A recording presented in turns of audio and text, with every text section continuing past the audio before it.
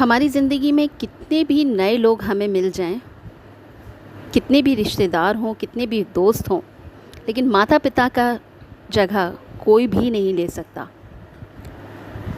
अपनी कहानी शुरू कर रही हूँ।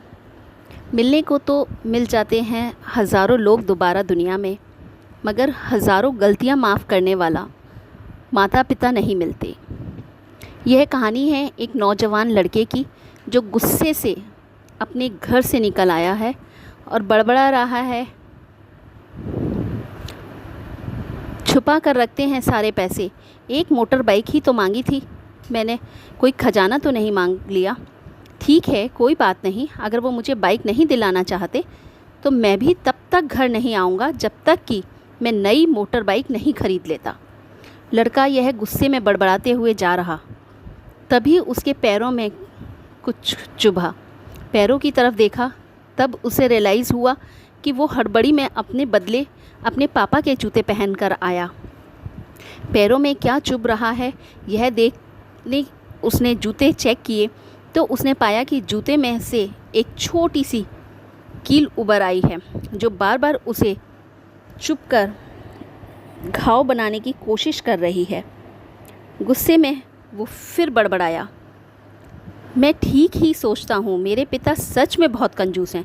देखो कितने पुराने और क्या घटिया क्वालिटी जूते इस्तेमाल करते हैं। पता नहीं सारा पैसा छाती पर लेकर जाएंगे क्या। लड़का अपने गुस्से और बौखलाहट में आगे बढ़ता रहा। थोड़ी दूर जाकर एक बगीचे तक पहुँचा। वहाँ पर बेंच पर बैठ गया। अचानक वहाँ पर उसे याद आया कि वो अपने साथ अपने पापा का वॉलेट भी उठा कर लाया था। उसने सोचा, आज पता चलेगा पापा पैसे कहाँ छुपा कर रखते हैं। उसने अपने पापा का वॉलेट अपनी जेब से निकाला तो बहुत पुराना और फटा हुआ था। ये वही वॉलेट था जो पापा घर में किसी को छूने भी नहीं देते थे। जब लड़के ने अपने पापा का वॉलेट खोला तो उसमें महज 120 रुपये थे और अपनी फैमिली की फ़ोटो और एक छोटी सी डायरी थी। डायरी को देखकर लड़के ने सोचा, अच्छा तो इसमें छुपा कर रखे हैं सारे राज। इसी में लिखा होगा किससे कितने पैसे लेने हैं या किसको कितने पैसे देने हैं। अब पता चलेगा कि पापा ने कहाँ कहाँ पैसे इन्वेस्ट कर रखे हैं। ऐसा सोच के लड़के ने जब उस छोटी सी डायरी का पन्ना खोला तो उसमें लिखा था 40,000 रुपये बेटे की पढ़ाई के लिए उधार। लड़का यह देखकर शॉक हो गया। उसने फिर दूसरा पन्ना खोला जिसमें लिखा था 50,000 रुपये उधार, नया लैपटॉप बेटे के लिए। यह वही लैपटॉप था जो पापा ने 2 साल पहले ही अपने बेटे को दिया था क्योंकि वह कॉलेज जाने लगा था। लड़के को अब पता चला कि वह जो भी चीज़ें पापा से डिमांड करता तो पापा कहाँ से पैसे लाते थे। डायरी के इन 2 पन्नों ने ही लड़के का गुस्सा पूरी तरह शांत कर दिया और उसके मन को पश्चाताप से भर दिया। लड़का एक एक करके डायरी के पन्ने पलटता रहा और उसकी आंखों में आंसू की धार बहने लगी जो हर पन्ना पलटने के बाद बढ़ती ही गई। उसे पता चलता गया कि पापा ने अपनी फैमिली की ज़रूरतों को पूरा करने के लिए किस किस से कितना उधार लिया है। पन्ना पलटते पलटते लड़का पिछले दिन की डेट तक पहुंच गया।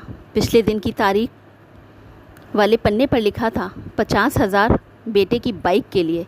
इस पन्ने को पढ़ते ही बेटे को लगने लगा कि वो इस दुनिया का सबसे ख़राब बेटा है।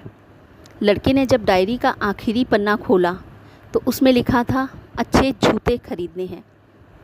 हालांकि ये लाइन बेटे को समझ में नहीं आई, लेकिन वह अब जल्द से जल्द अपने पापा को मिलना चाहता था। इसलिए वह बेंच से उठा और अपने घर की ओर तेज़ी से चलने लगा। बगीचे के थोड़ा आगे रास्ते में पानी गिरा हुआ था जिस पर चलने के बाद लड़के को अपने पैरों में ठंडक महसूस हुई। उसने अपने पैरों से जूते उतार कर देखे तो दोनों जूते नीचे तले से फटे हुए थे जिनसे पानी रिस कर पैरों तक आ रहा था। जूते में निकली कील भी लड़के के पैर में जख्म बनाने में कामयाब हो गई थी। अब बेटे को माँ की वह बातें याद आईं जब माँ पापा से कहा करती थी, अब तो नए जूते ले लो, कितने पुराने हो गए हैं। और पापा यह कहकर टाल दिया करते थे, अभी तो लिए हैं। कुछ साल और चल जाएंगे। बेटे ने दोनों जूते उतार कर फेंक दिए और फूट फूट कर रोने लगा। लड़का बड़ी तेज़ी से अपने घर की तरफ दौड़ा। ना जाने उसमें कितनी ताकत कहाँ से आ गई कि रास्ता बहुत लंबा होने के बावजूद वह थोड़ा भी नहीं थका और सीधे अपने घर ही जाकर रुका।